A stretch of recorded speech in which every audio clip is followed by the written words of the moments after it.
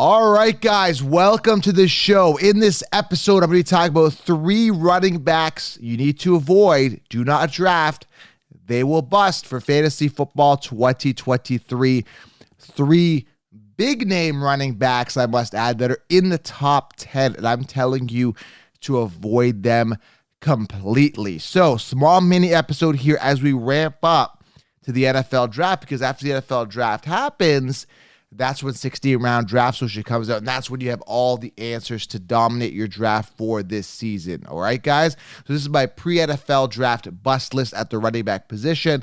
Just 3 simple names you need to avoid. Now, in the comments, guys, very important, drop a comment below. Let me know who you think is going to be a big-time bust this year.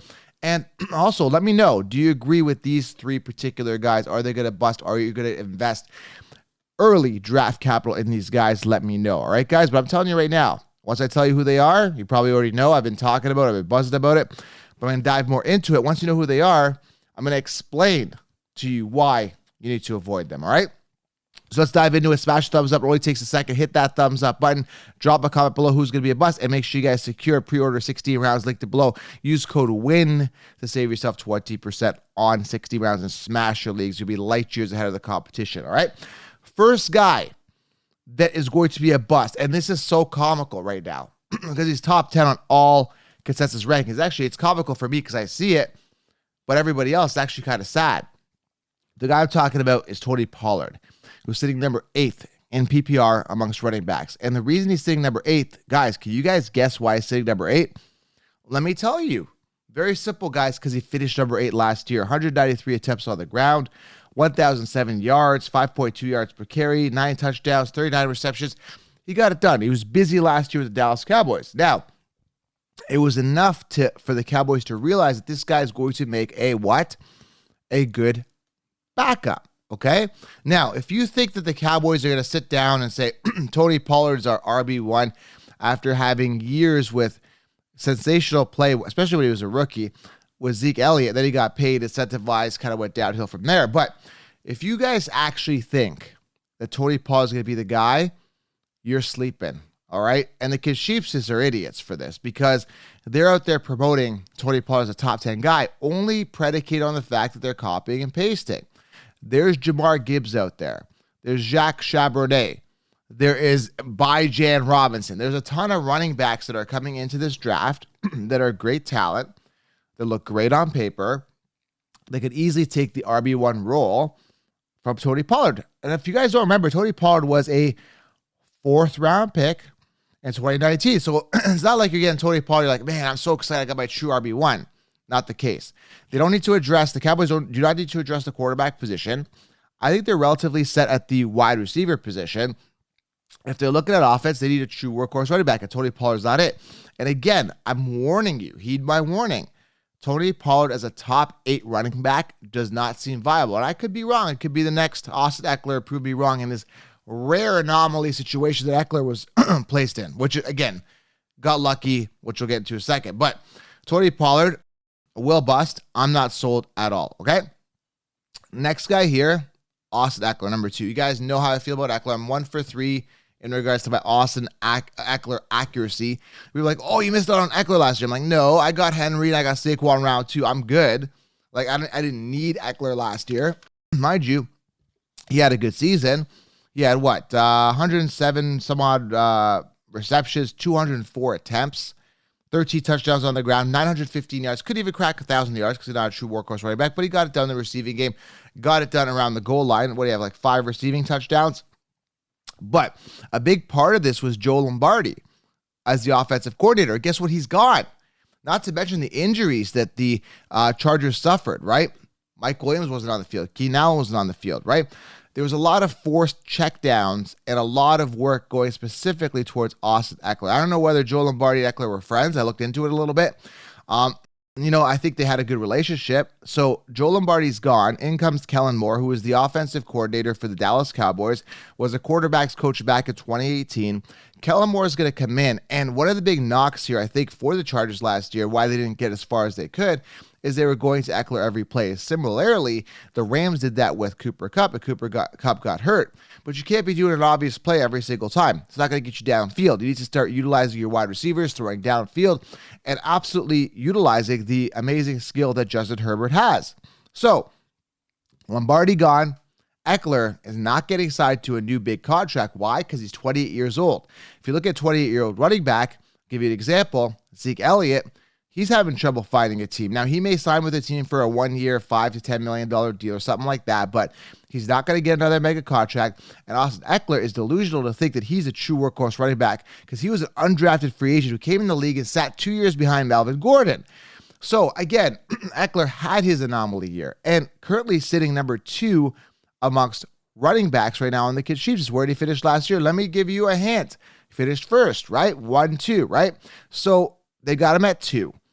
They've got one person ahead of him, which we'll talk about in a second. But Austin Eckler is a bust. Not sold on him. Chargers need a true workhorse running back. And again, they'll be looking for one. Maybe a Bijan Robinson there. Who knows?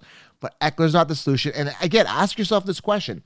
Why would I pay a 28-year-old running back who was an undrafted free agent, who was a backup most of his career, got lucky 1 year, 2 years maybe, got lucky, and why would I pay him a big contract when I could draft a young, dynamic workhorse running back like a Bijan Robinson? It doesn't make any sense. It does not make any sense. I'm going to save the money and get myself a guy who's a true workhorse running back that I could get on my team and not pay a big contract for. So Eckler, done. Not going to see the numbers. Had his pinnacle year. That was it. Had his last hurrah. All right. Number 3 here. Again, keep this episode short. Drop a comment below. Make sure you guys get 60 rounds if this is making sense to you because I'm thinking outside the box. And the funny thing is, if you notice here, all 3 of these guys are directly copied and pasted. The probability, okay? Now, I don't know the odds. I'm not a mathematician, but I use some common sense and logic. The probability of these guys finishing in the exact same order that they're going to be drafted is ridiculous. One of them will get hurt, maybe 2. Pollard will not be a workhorse running back, but it's ridiculous. So the third guy here is Christian McCaffrey here. Again, they got him at number 1. He finished second last year amongst running backs and PPR. This is literally copy and paste. This is a guy who played 10 games in 2020, 2021 combined. 10 games in 2 seasons, okay? He's on a 49ers team that's been plagued with injury. Their running backs just don't stay healthy, okay? They got Mitchell still there. Mitchell was bagged up last year, but when he was on the field, CMC saw a regression in attempts. CMC's not going to be the guy. I'm telling you, he's going to be the guy. Okay, I take that back. He's going to be the guy, but he's going to get hurt, okay? And he's not going to see a full workhorse volume type load that he did last year. They're going to integrate, a committee, I think, right? 4.7 yards per carry, 8 touchdowns, 244 attempts. That's on the high end. He got an opportunity because, the core of their running back was injured. 85 receptions, 5 touchdowns. He got it done, right? But he came in with a chip on his shoulder. I had something to prove. He played 10 games 2 seasons prior. Listen, CMC will get hurt. I do not see him finishing a full season. He showed it historically. I don't see him getting the same amount of volume he got last year. They got to integrate their wide receivers more. The quarterback situation is suspect. Is it Purdy? They look at, probably starting Purdy. But Trey Lance, they're talking about possibly trading him. Either way, quarterbacks is not even figured out. Maybe it's Sam Darnold at quarterback. We don't know, right?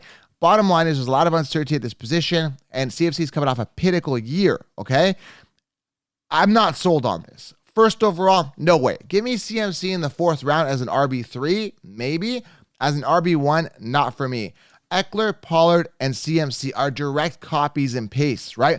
If you want them, you got to spend high draft capital in them. And you're going to see this. You're going to see as soon as a true workhorse running back is drafted on the Cowboys, you're going to see them retracting Pollard from their top 10, but it's been documented.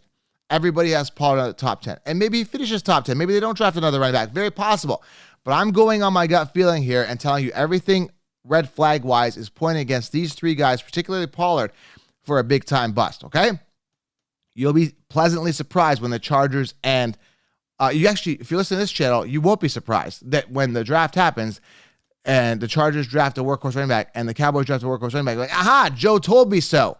Right? Because I'm always light years ahead. I'm not copying and pasting rankings. I'm always thinking ahead. So Chargers or Cowboys or both are going to draft a true workhorse running back, and Eckler and Pollard will fall out of the top 10 in fantasy. Book it, mark it. We are now a week or so before the draft. Book it. All right?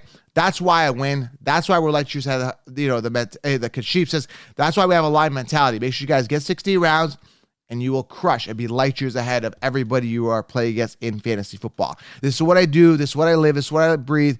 No copy and paste here. Subscribe to the channel, thumbs up, and drop a comment below. Will these guys bust? Love to get your feedback. All right? We'll talk soon. Appreciate you guys. Lion mentality. I'm out.